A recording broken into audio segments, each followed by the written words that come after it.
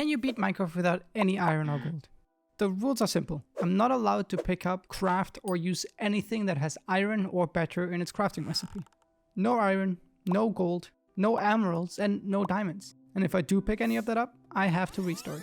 This means that items that are crucial for speedruns or even just casual runs are banned, which include an iron pickaxe, a shield, gold to trade for enderpearls, flint and steel to light the nether portal, and most importantly a bucket to even make that nether portal.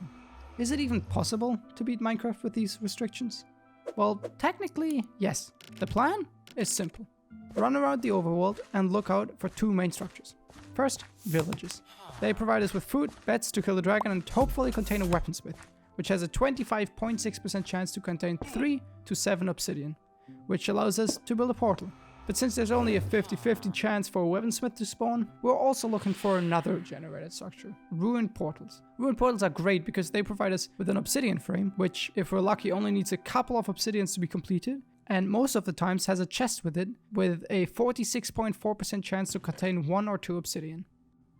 But that's not all, because these chests also have the same percent chance to come with a fire charge, which is the perfect way for us to light our portal, because waiting for it to catch fire is lame. This means that each ruined nether portal chest has an average of 0.905 obsidian and 0.603 fire charges per chest. Now, that seems easy enough, right? And once we're in the nether, it's all uphill from there. Find a nether fortress, smack some blazes for the murrots, find a warp forest, which is the best place to find endermen, put them in a boat, and spoon out their eyes. Now, just find the stronghold, kill the ender dragon, and it's done. Alright, let's do it then.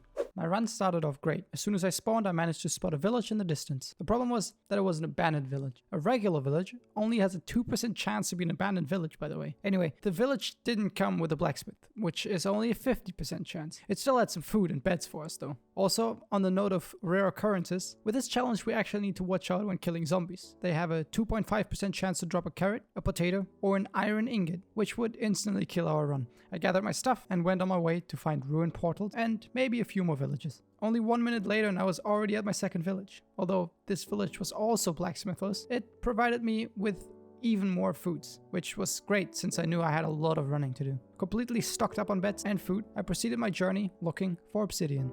Within another minute, I found a pyramid, which doesn't have too much useful stuff, but I checked it out regardless.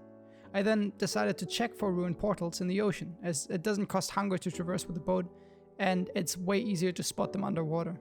I found a crashed boat and decided to check it out, just to find a nice leather cap and a treasure map. After coloring my leather cap white, I followed the treasure map to get some nicely smoked salmon and whatever this other junk is that I don't need. So after getting distracted by unusable loot tables, I decided to keep running and oh, another boat. Oh, yeah.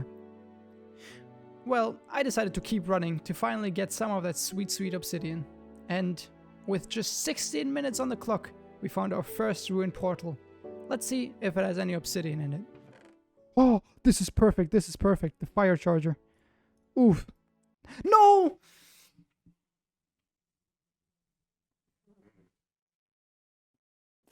My run started off great, spawning at the edge of a forest, right next to a desert, which is probably the best location to look for any generated structures.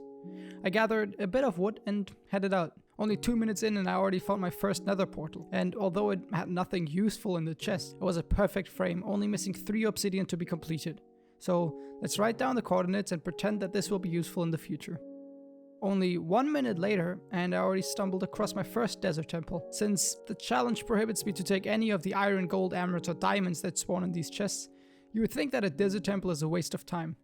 But one thing that is actually of use here is the saddle, with which we can speed up our overworld traversal and save up some food.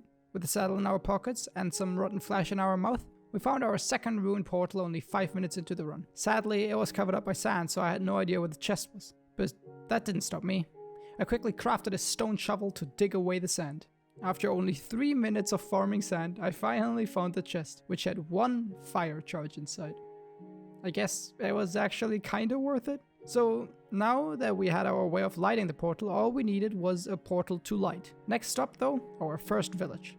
After using it to collect half the beds we would need and a little bit of food, I decided I would look for the ruined portals in the ocean, which was a success, although our first ender portal was not. But that's not gonna hold me back. I knew I was gonna find the obsidian sooner or later, and I would not get distracted by any... Ooh, another temple. Oh, Oh yeah. Anyways, is that another portal?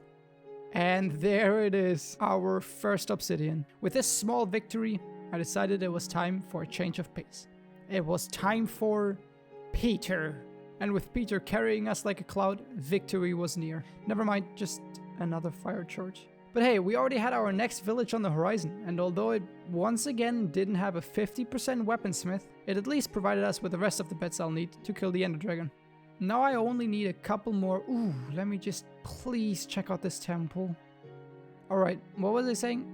Oh yeah, now we only need a couple more. Okay, dude, stop it. Stop going to these stupid temples. There's nothing you can find.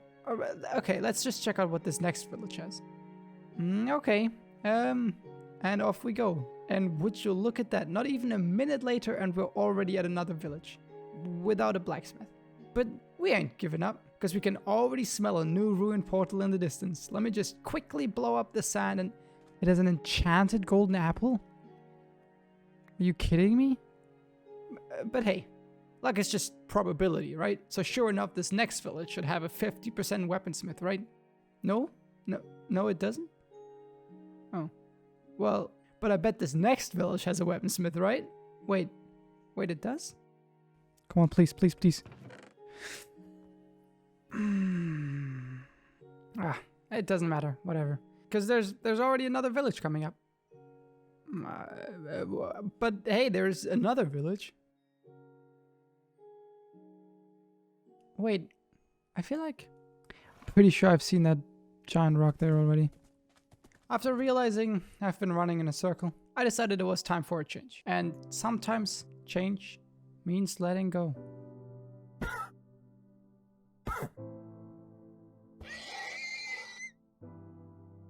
After boating around only for a couple of minutes, the first underwater portal was already found. And although it didn't have the obsidian we needed, it was a good looking portal with only one visible hole for which I had the obsidian. Let's quickly check if...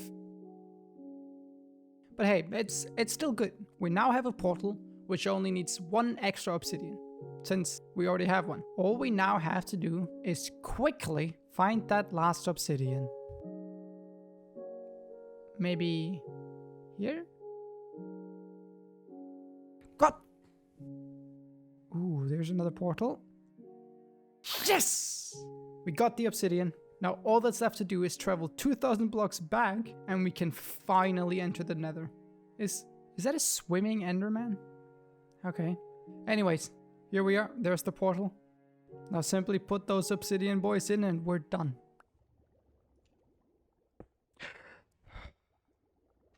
I'm so lucky I have 3 obsidian because I've misplaced.